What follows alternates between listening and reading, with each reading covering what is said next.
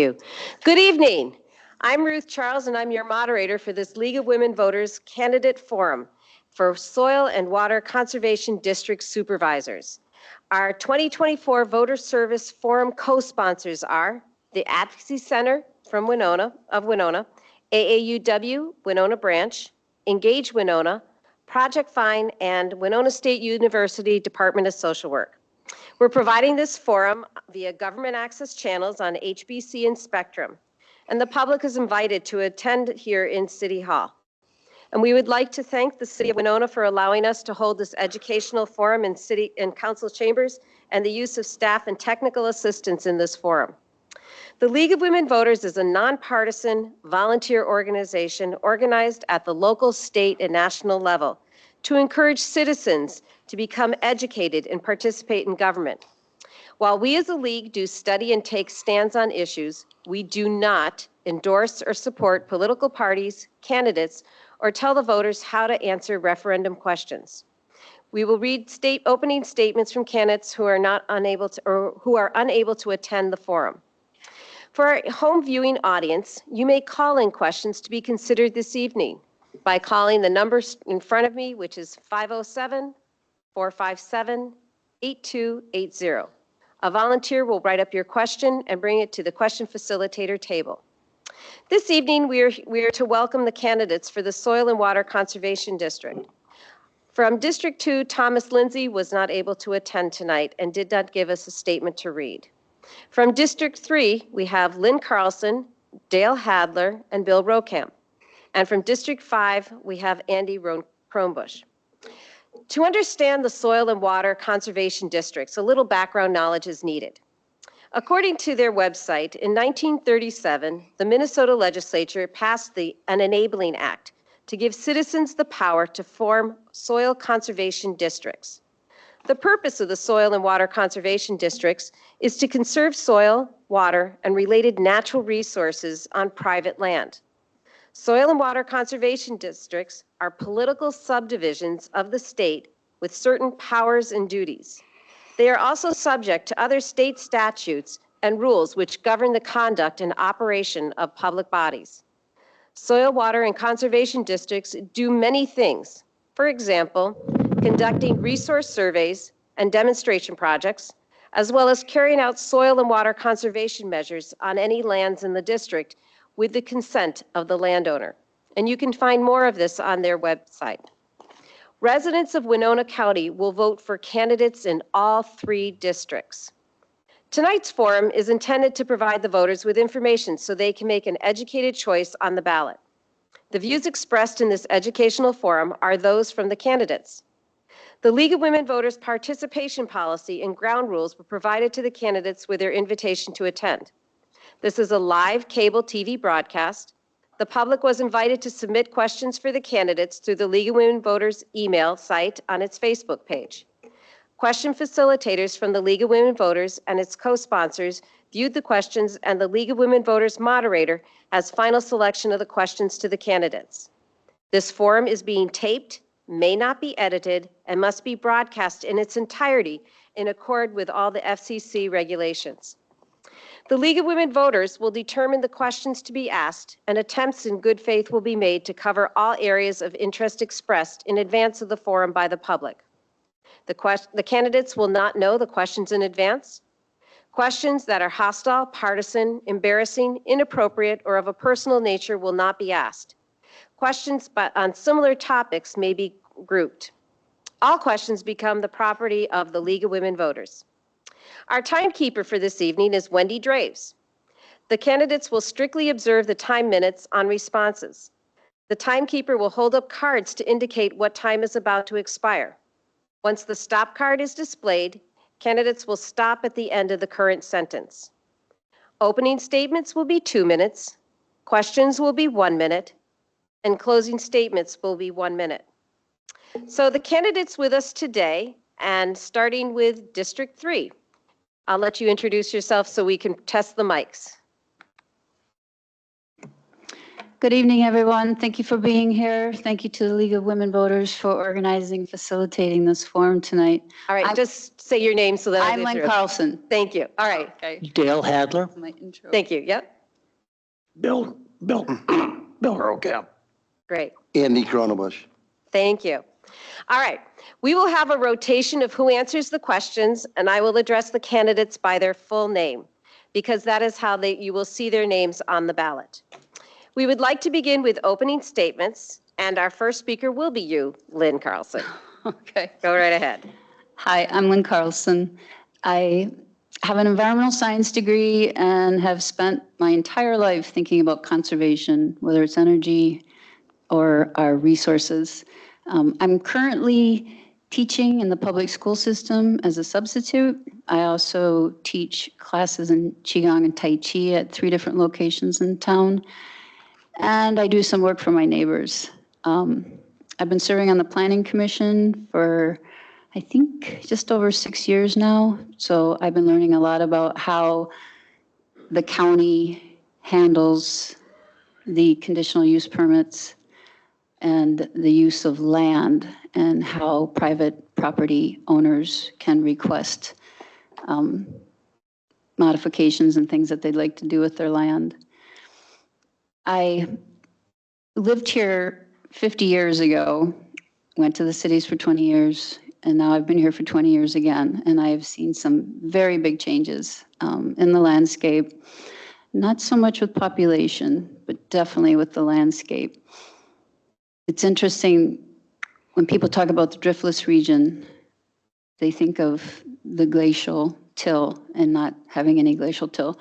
But this is also an area within the 15,000 square miles of the driftless region that has the largest concentration of cold water creeks.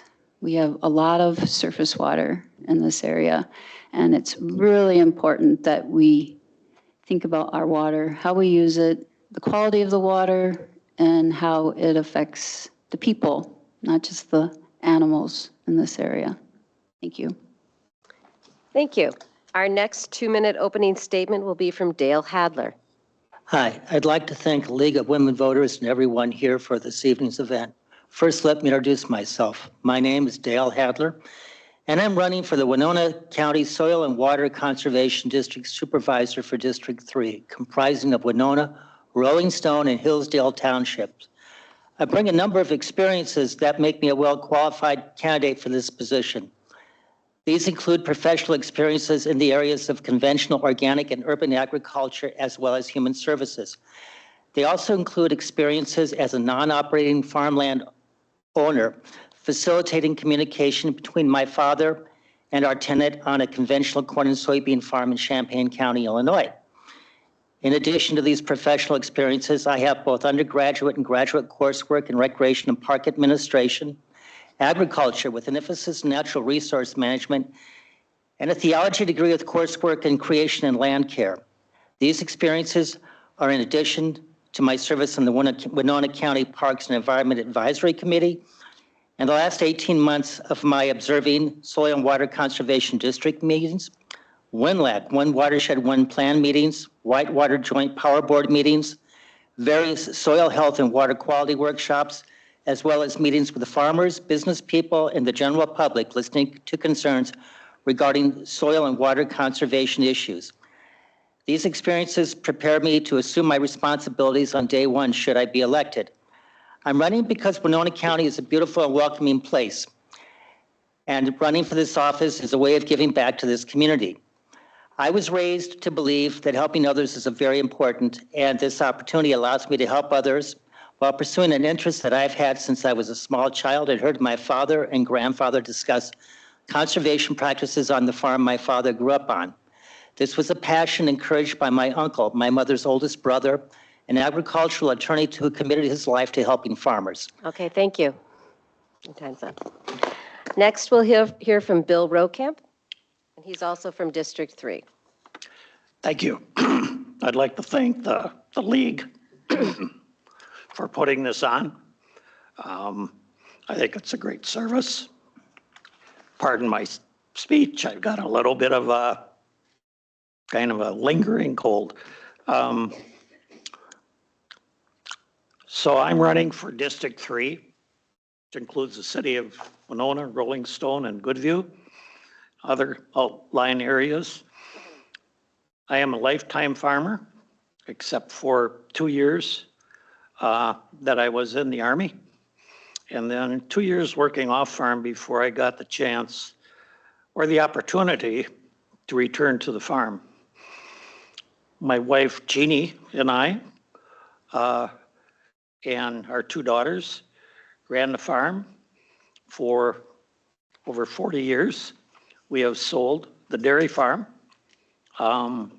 in 2016. We still own a couple hundred acres of land that we rent to the Thompson family up in Lewiston. My interest has been to be a board supervisor was after we sold the farm in 2016. I started going to meetings to learn more about what the organization was all about, and decided it was important and something I'd like to be part of. Excuse me for saying so much. I hope to serve another term, and our mission statement pretty much sums up what we're all about. And our vision statement, the mission is to promote soil and water conservation through technical and educational and financial assistance. In our vision statement. Okay, excuse me, we're done. Thank you.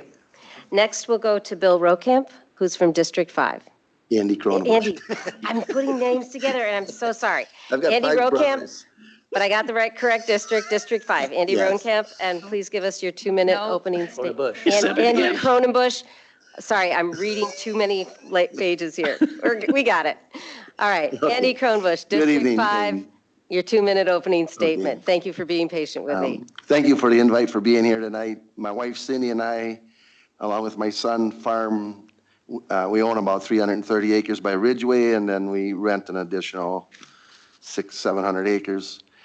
We milked cows until 2010, and we sold them and then transferred into row crops, custom harvesting, and finishing steers for our income. My political background, if you want to call it that, I served on the Pleasant Hill Town Board as treasurer for 9 years. I was an elected official for our dairy co-op for 20 years. I served with the Chamber of Commerce as the farm representative on the Chamber of Commerce Ag Committee, and I was on that position because my wife and I were chair of the Winona County American Dairy Association. I also served on the Board of Adjustments for 4 years, and probably my biggest and proudest project I ever did was back in about 2000. I was selected by the county commissioners to chair Enhanced 911 rural addressing, and we got that done. It's about a 2-year project, but we got that done. So thank you. Thank you. Now, thank you, candidates, for your opening statements. Now we're ready for our first audience question, and Andy Rokamp, or Andy Cronenbush, I don't know why I'm messing this up. Your names are written. Andy Cronenbush, we're going to start with you, okay? And what background or experiences do you have that prepare you for the Soil and Water District Supervisor role? Okay. I kind of just went through them. Yeah. Serving on the township board, dairy co-op, chairing the rural addressing, which I met with the city, our county department heads once a month during that process. Serving on the Board of Adjustments, I guess, and the past 8 years of serving on Soil and Water, I guess would fit in there also too. Thank you. Next, we'll go to Bill Rokamp. Okay. Well, experience of farming my whole life. My dad started contouring our farm in 1964, and I got to be part of that whole process and seen, how much that improved our erosion problem and stuff, and that's always stuck in my mind. I've been a town board member for Utica Township for 9 years.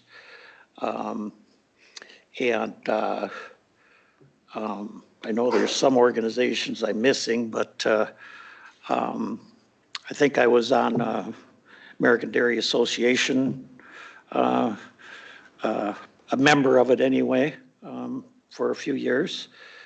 And just my, I think my passion for the land. Okay, thank you. Okay. Next, we'll hear from Lynn Carlson. I am a lifelong learner. I'm a lifelong learner. I have an environmental science degree, and as I mentioned in my introduction, this is something that is always present of mine. And I've worked really hard to model and live my life in a way that does conserve energy, does conserve resources, and thinks about what kind of impact I can make on this earth. My mother's family is actually from farming. My uncle still farms out in Southwest Minnesota. And I consider myself a farmer. I may be a micro farmer, but I've always grown vegetables, fruit trees. I plant everywhere I live to just figure out how to do it, let alone, grow my own food. I've also had hens probably in the last 12 years since I've moved to Winona. But it is just who I am. It's what I do. I think about how the future is going to look and how we're going to deal with more people. Thank you. And last, Dale Hadler. Okay, in addition to what I outlined in my opening statement, I have facilitated a number of conversations through the Winona Catholic Worker, the First Congregational Church, and Bluff Country Co-op regarding agricultural issues in the community. I've been able to facilitate the local farmers have participated in these. I believe Andy was at one of them at one point several years ago. And it's based on my experience, educational experience and practical experience. They've been pretty well received. And I also worked with therapeutic agriculture in Minneapolis, which is agriculture using agricultural skills and practices as occupational therapy for people with developmental disabilities. Thank you. All right, our next question, and we'll be starting with you, Dale, on this one, Dale Hadler, is first, identify a major issue your watershed district faces. And second, what solutions would you propose? Well, I think one of the biggest issues throughout the county, is the nitrate issue in groundwater. And in the short term, I think people have a right to clean water. I think that's pretty obvious. But I think in the short term, what we need to do is make sure people have information about what is available to help them. That information needs to be clear. It needs to be concise. People need to know where to get help. We need to look at osmosis, maybe replacing wells, cost sharing, a whole range of things. But that's the big issue. And I think in the short term, making sure people have the information they need so they can get the help they need. I've talked with people, and it's a very confusing process right now. There's a lot of contradictory information, and it's not very consistent. So that would be one thing I would want to address real quick, is making sure we have good information regarding nitrates. Thank you. Next, from Lynn Carlson. I'm going to talk about diversity. Terrence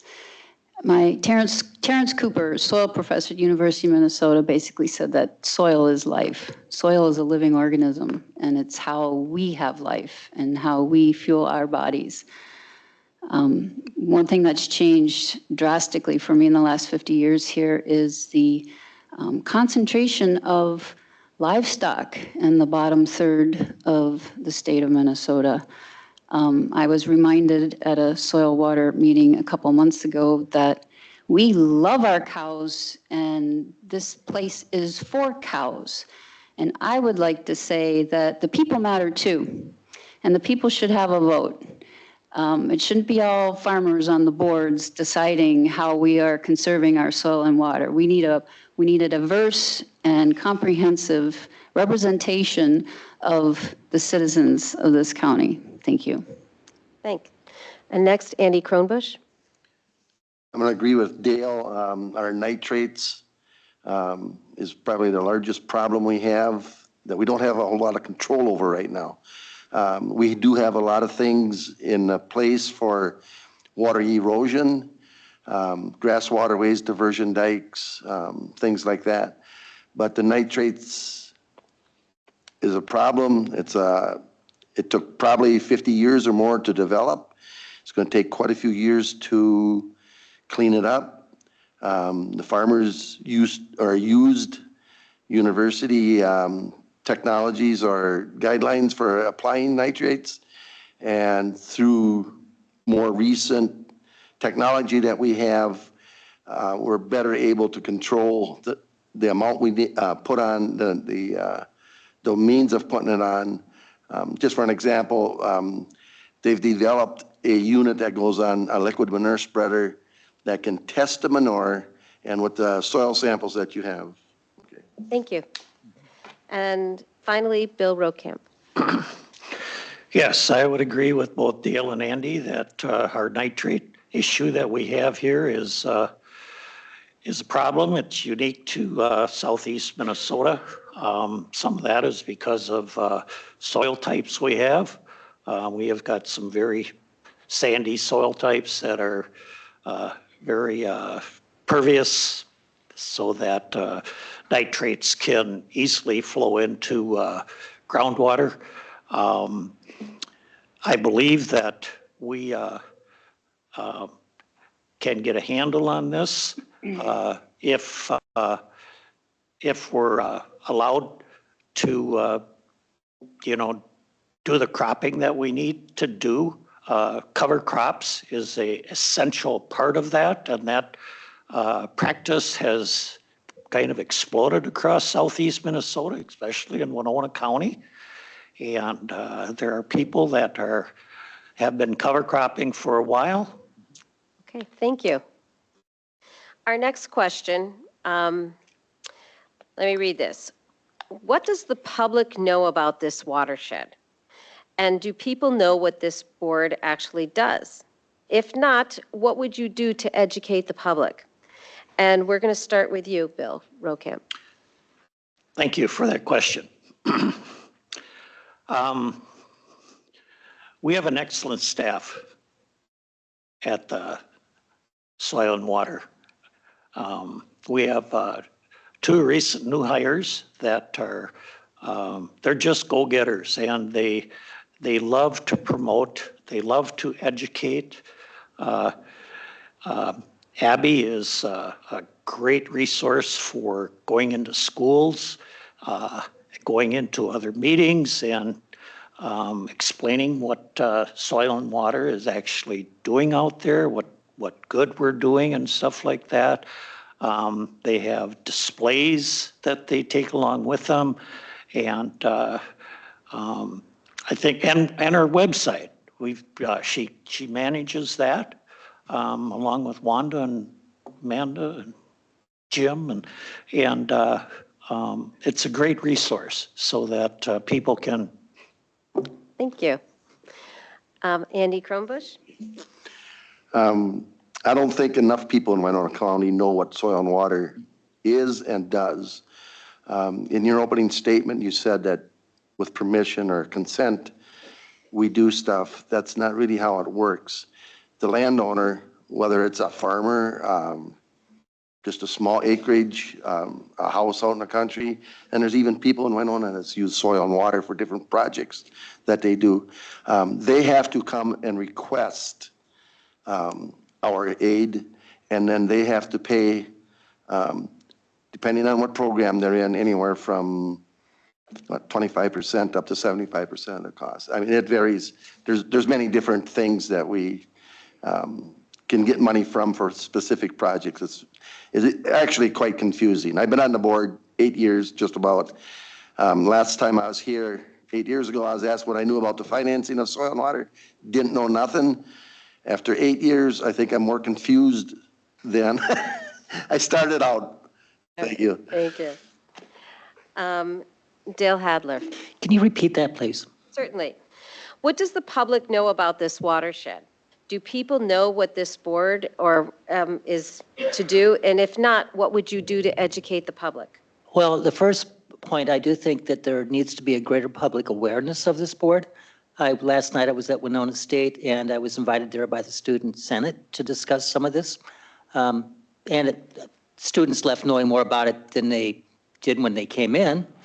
But the first question is, what do you understand? And it was very minimal. So I think outreach, doing what I did last evening helps. What Bill talked about with the staff is very helpful. The webpage, I think that's important because I don't think it's well enough known. If you like to fish, if you're going to farm, if you want to be outside, if you care about invasive species, the Soil and Water Conservation District deals with all that. And I think that supervisors and staff reaching out is part of what needs to happen. And I think Bill was right. The staff does an excellent job. Great. And Lynn Carlson. I'm going to address do people know about the watershed? And I'd like to repeat that our area has the largest concentration of cold water streams in the world. In the world, we have the largest concentration of cold water streams. Combine that with karst topography, that makes us a very fragile ecosystem.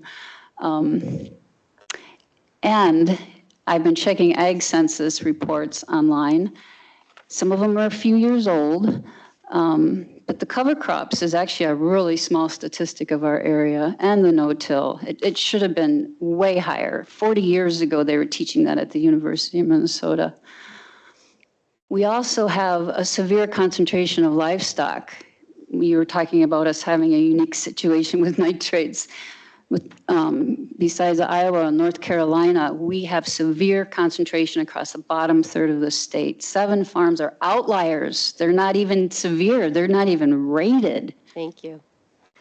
Okay. Our next question, actually, we'll start again with you, Lynn. Is the county financial support for the Soil Water Conservation District sufficient? If not, what other avenues would you advocate for additional dollars for Winona County? We need more funding for the Soil Water Conservation District. There are 2 fabulous women who are basically running the show, and they talk about how there's just too much to do. They go from one project to the other. It's almost like putting out fires. And the Houston area, Fillmore County, they've done some great progress with conservation and reducing nitrates in their soil through cover crops, no-till, leaving perennials around riparian zones or waterways. They are way ahead of us, and we're a bigger county. So this has been severely underfunded over time, and I think we're starting to feel the effects. Thank you. Next is Dale. Okay. Yes.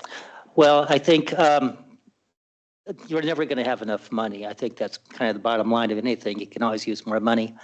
And so obviously we could use more funding. I know that we could use more funding for cover cropping, cost share especially. I also understand that there may be some additional proposals at the state level to help out. And depending on how that is set up, that's something that I might be able to support and something that I'd be willing to look into. But I've talked with the Olmsted County Soil and Water Conservation District, and they, in fact, have been very complimentary of much of the work we're doing here. And they are considered to be one of the better soil water conservation district soil health programs in the state. And I've known some of the people working there for quite some time. We have a good framework to build on. It could be better, it could be more, but we have an extremely good framework to build on according to the people out of Olmsted County, and I think that's something we can consider. It seems to be what we can do to build on that. Thank you. Next, Andy Combush. We're greatly understaffed. Last year at our annual meeting, the state did a study. Winona County, for example, is 5 staff members short. How we're going to pay for, or how can we get new or money for new ones? That's up to our county commissioners to a certain extent. It's up to, and the reason we're so short, I should probably go into that first quick. Since I've been on the board, the 50-foot setback for all creeks was developed, and Soil and Water's been involved with monitoring that.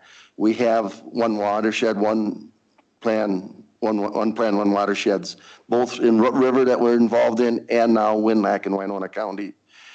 We've also have taken on in our office manure management plans for southeast Minnesota.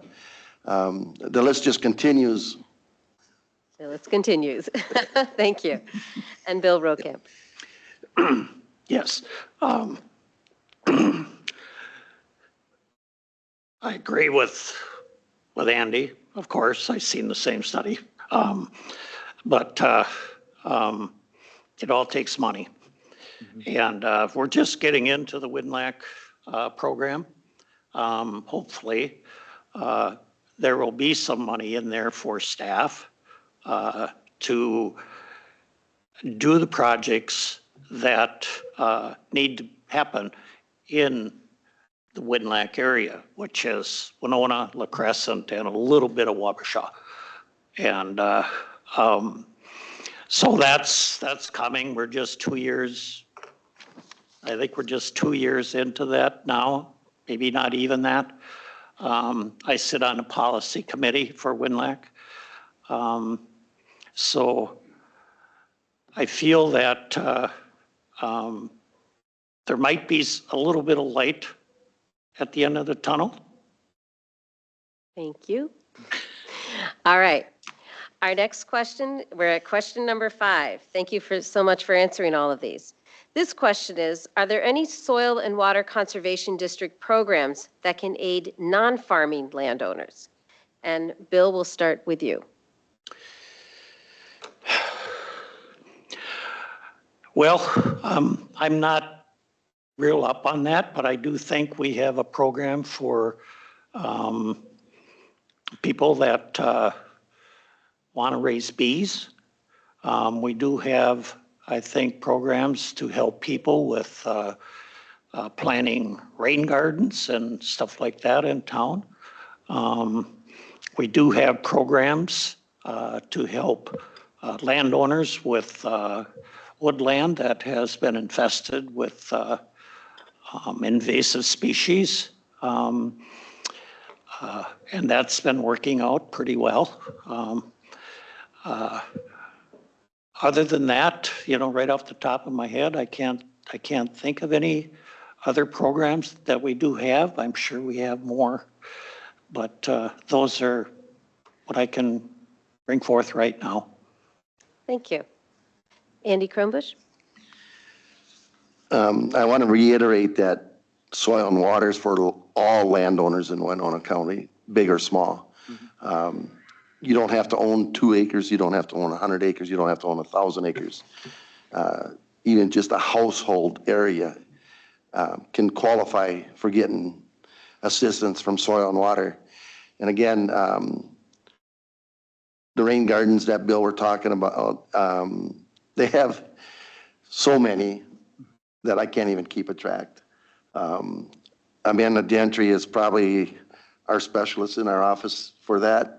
And she is so overwhelmed. And again, back to where somehow we need to find some more income to hire more staff. Just this WinLAC brings in, over $1 million in Winona County. I don't even know the exact figure over the 5 years of it, but I think it starts out at what, 850,000 or something like that. It's just a tremendous amount of money. Thank you. Lynn Carlson. I'm not aware of SWCD programs, but I know the state's done quite a bit with pollinator species. And then also, what's the other one? Oh, shoot, maybe I'll think of it. But conservation, soil's a living organism. So yeah, we don't want bare soil. We don't want runoff. We want green space, even in towns. Laying asphalt and concrete just makes more severe rain events. We want to think about perennial vegetation. We want to plant things. We want to plant trees. We want to clean the air. It doesn't matter if we live in town or in the country. We've all got the same interests in having, good health in our lives and taking care of the earth, because that's basically how we live. We live from what the earth provides and the quality of the water. Thank you. And our last person would be Dale Hadler. Okay, I think one of the things that comes immediately to mind for me as a fishing person is the aquatic invasive species program that they do. And that's in addition to everything that Andy and Bill had mentioned. It's an excellent program. They've done it at the county fair. They've done it at the John Latch Day, Bluff Country for the Earth Day. They've done it at the Lacrosse Sportsman Show.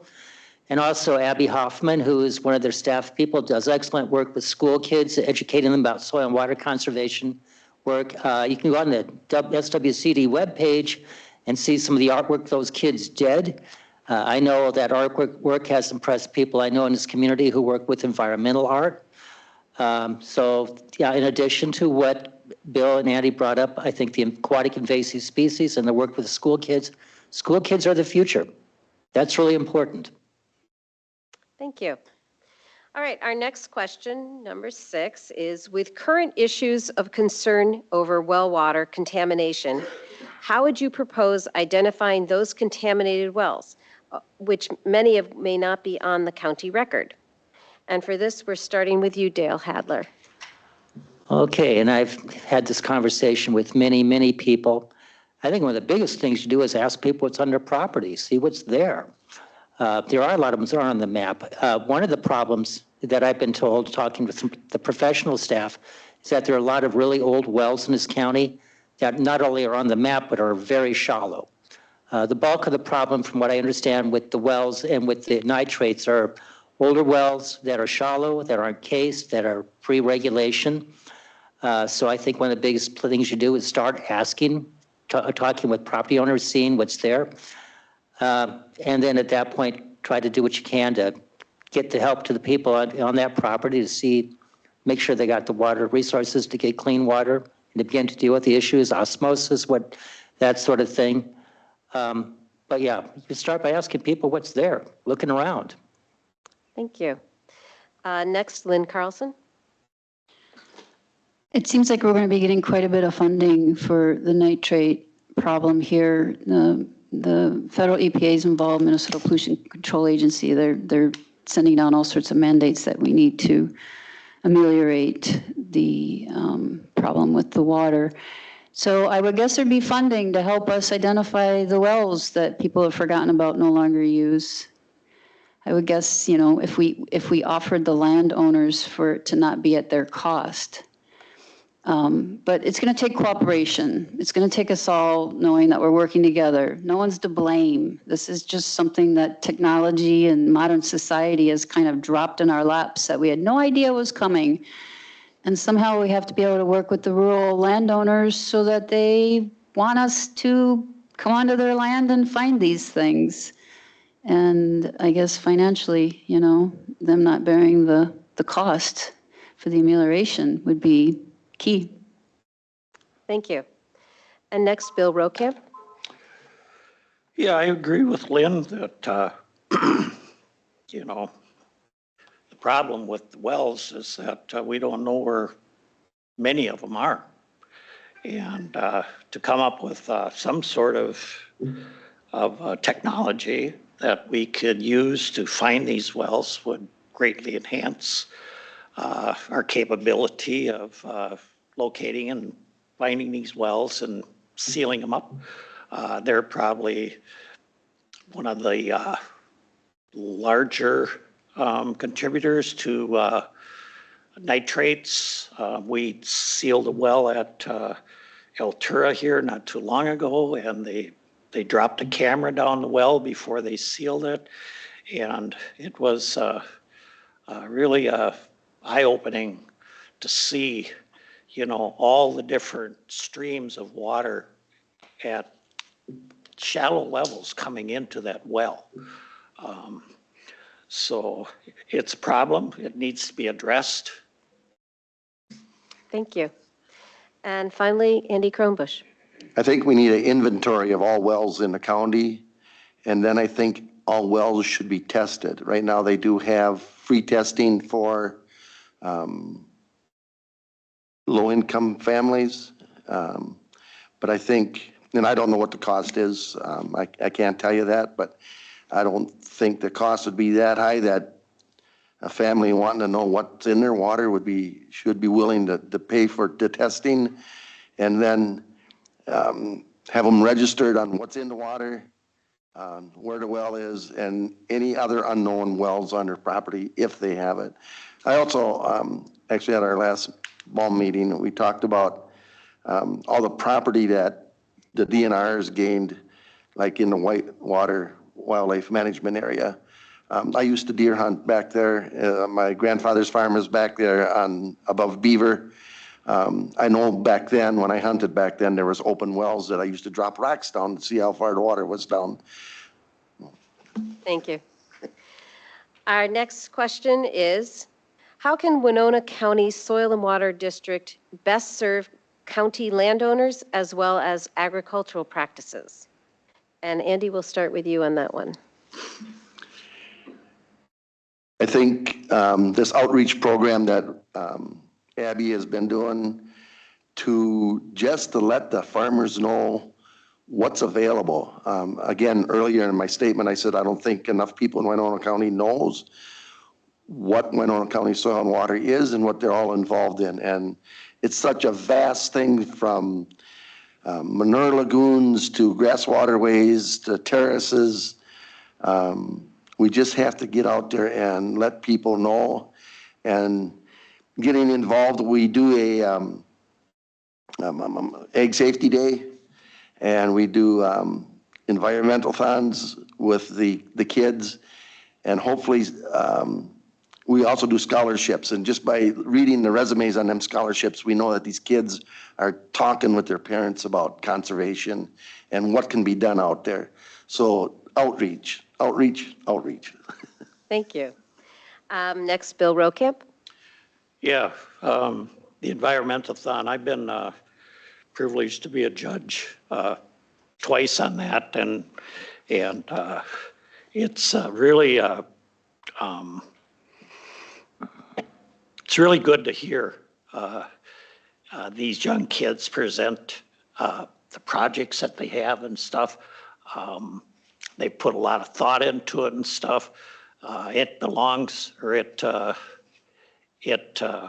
takes time and stuff to do that, but some of these kids do an excellent job.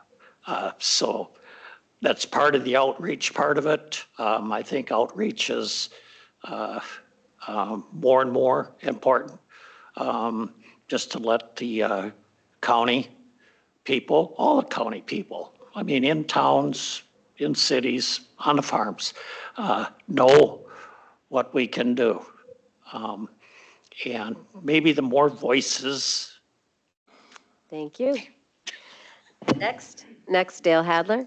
Okay, in addition to what Andy and Bill brought up, Winona County's done some excellent education in terms of soil health. I went to all of us were there at the soil health field day in August near Altura. It was the chance to learn a little bit about some of the benefits and some of the challenges that farmers face with soil cropping. I'd very much like the public education part where Abby goes into the schools. I think that is great, and I know some of the local art community is interested in trying to get involved with that. And additionally, last evening, I was invited to go and spend some time with students at Winona State as a candidate for this. Getting a chance just to talk to them. So some of these kids some of them came from the metro. They live here, they go to college, they come from the metro. They really don't think about this too much. And it was a chance to talk to them a little bit about what this is, the office I'm running for, why it's important. Thank you. And last, Lynn Carlson. Could you repeat the question, please, Ruth? Yes. How can Winona County Soil and Water Conservation District best serve county land owners as well as agricultural practices? That's becoming a really hot topic. I heard on NPR this week an announcement about how they're going to start incorporating environmentalism courses as a requirement for students in college because there's a lot of mental health problems that are related to the future of our planet and its natural resources. I have a curious mind. I always want to learn. I always want to know why. I would guess farmers have some mechanism for continuing education and that the Soil Water Conservation District may be the vehicle that facilitates that. I don't know how often it occurs. I actually see more with the Land Stewardship Project bringing in people like Elaine Ingham, who is the author of the USDA primer, soil microbiologist. That was phenomenal a few falls ago. But farmers were there and the public was there. I think we fall into habituation and kind of a complacency. Thank you. And we need to keep pushing. Okay. Thanks. Our next question, and it'll start again with you, Lynn. How can conservation districts have an impact on problems associated with climate change? Well, it's about green space and vegetation. It's about what we do with the land. We're finding, you know, down south and along the Atlantic coast from Florida to Mexico, there's a dead zone in the ocean. It's 100 miles out from the land, and it's because of fertilizer taking up all the oxygen in the water. We need to find a balance. We need to decide if the state is for the people or if the state is for livestock. We've increased our population in the last 30 years, doubled the human population, 3 million to 6 million. Well, we have about 60 million livestock from what I could gather from the graphs online from the USDA census. So what kind of land do we want? Do we want to have good public health? Do we want balance? Do we want diversity? Or are we going to just keep making as many cows, producing as many livestock as we can to feed the world? Thank you. Next is Dale Hadler. Okay, that's an interesting question. I've thought about that quite a bit. For me, one of the big things is general conservation programs, soil health programs, organic material and soil will do a lot to neutralize carbon and gases coming from agriculture. So I'm a huge believer in maintaining organic material and soil health. Our county is working on that now. We have cover cropping. We have good education for the farmers in that area. That's one thing I would encourage. I think another one would be some of the work we're doing now. We have one of the staff people who's working to try to find better ways to manage manure. Manure, of course, creates nitrogen. And then also, too, I think better ways to apply, working with farmers so they have better ways or more efficient ways to apply nitrogen fertilizer. Nitrogen fertilizer does produce a gas. And there are ways, and we are working with the farmers in the county to try to get them to apply fertilizer in a way that actually keeps it where it goes into the roots, into the plant, and doesn't escape into the water or escape into the air. So encouraging those kind of practices would make a huge difference. Thank you. Next, Andy Kronbusch. That's a pretty complicated question. I really don't have an answer that's going to solve the problem. We do cover crops. We're learning more about nitrogen, how it travels.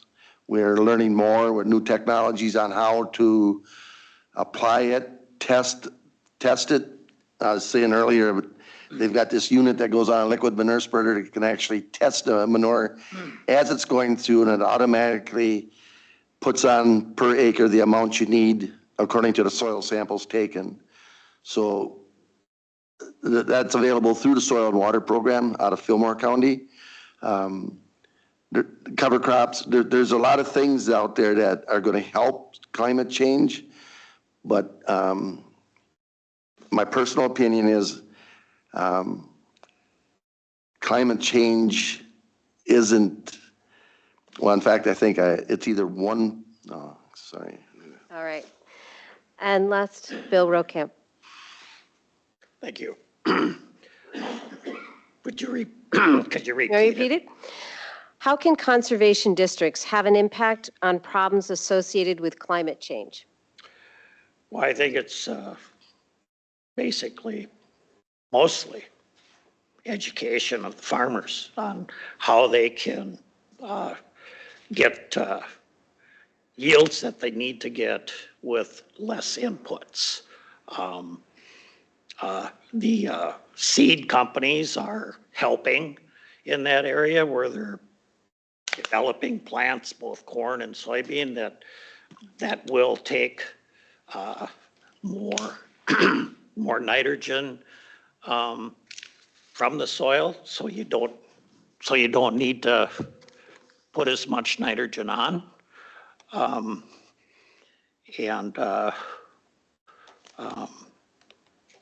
And just growing crops is a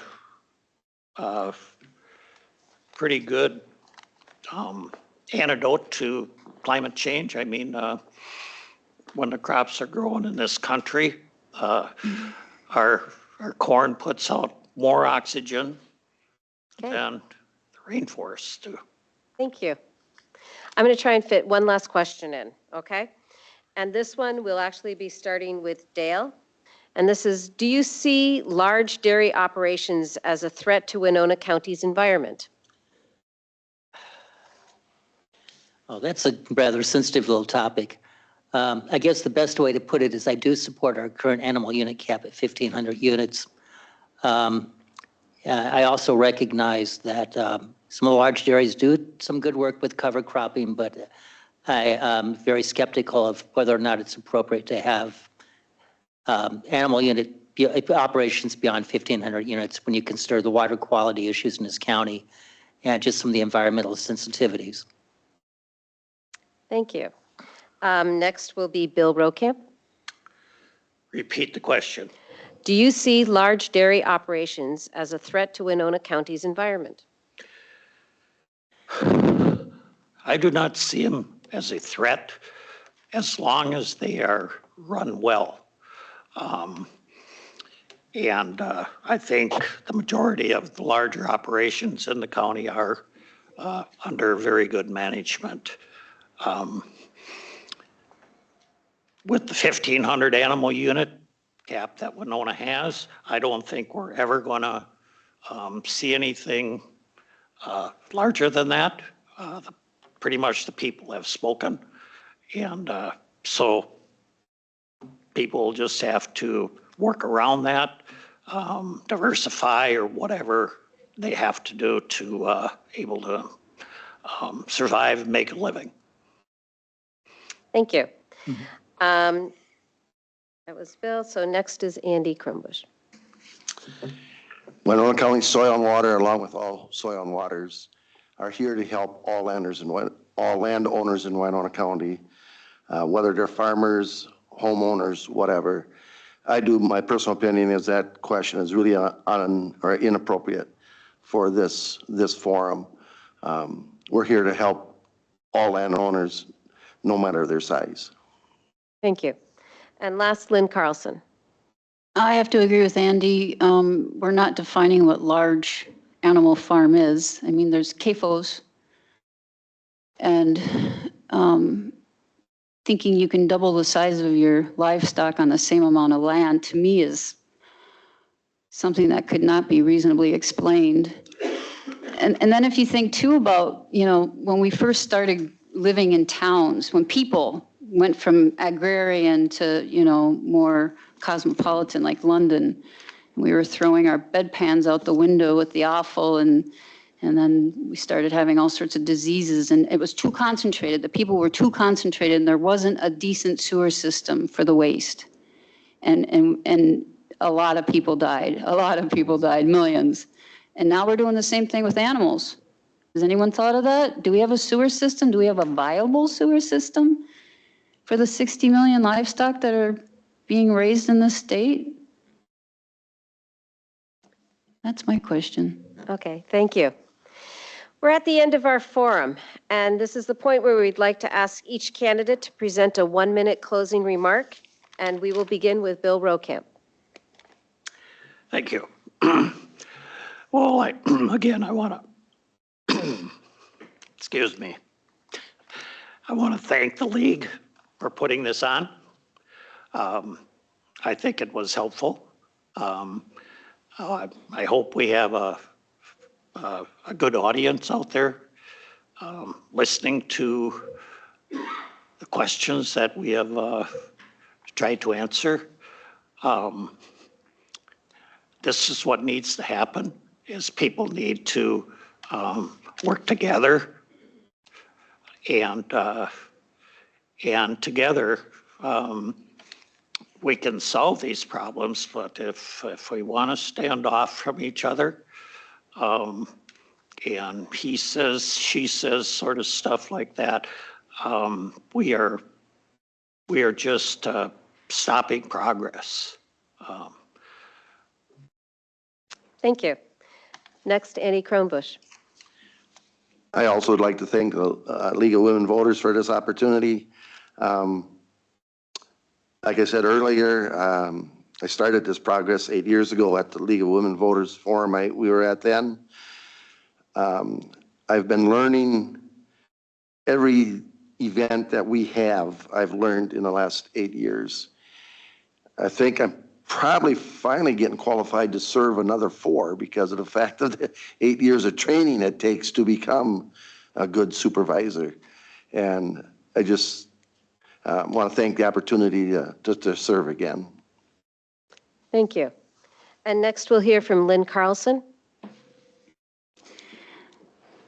I like to think that we all have some ability to influence where we live. And even if we're renting, we can grow things, we can plant things, we can plant trees, we can even scatter stuff in parks. The vegetation, the green space, the trees, that's what is the Earth's natural sort of remediator of toxins and pollution.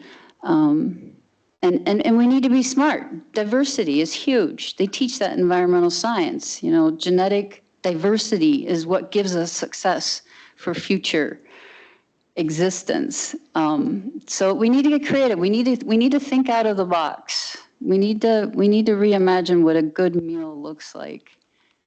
Thank you. Thank you.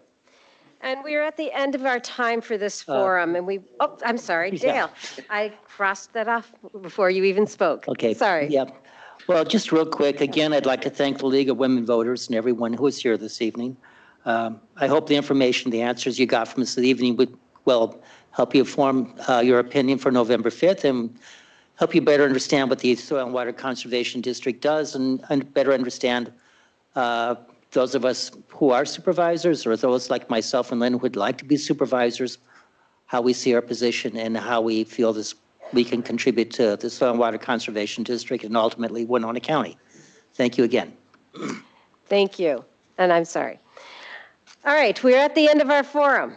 And we want to thank all our candidates for this informative event. You covered lots of different areas. The League of Women Voters would also like to thank all of our co-sponsors, Advocacy Centers of Winona, AAUW Winona Branch, Engage Winona, Project Fine, and Winona State University Department of Social Work.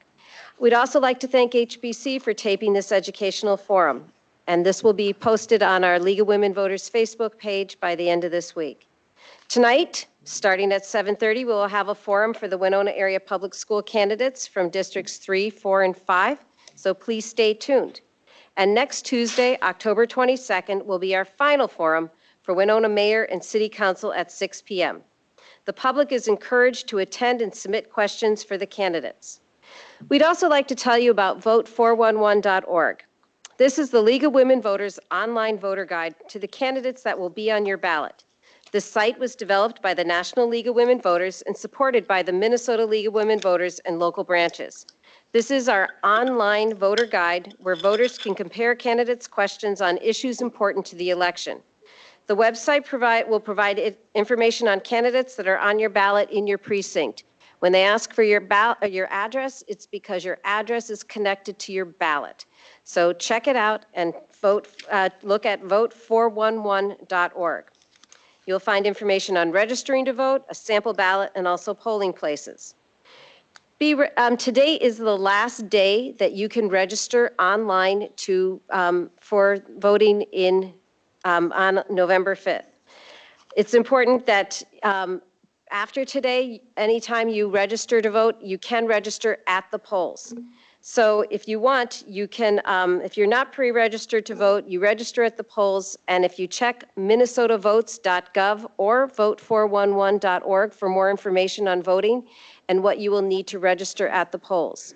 Note that right now you can you can vote in person at Winona County Building on 3rd Street. Early voting began on Friday, September 29th, and will continue until Monday, November 4th.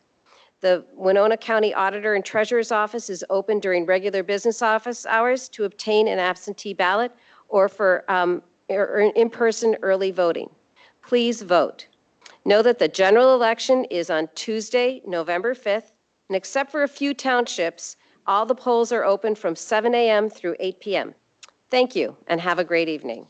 And let's thank our Thank you. candidates.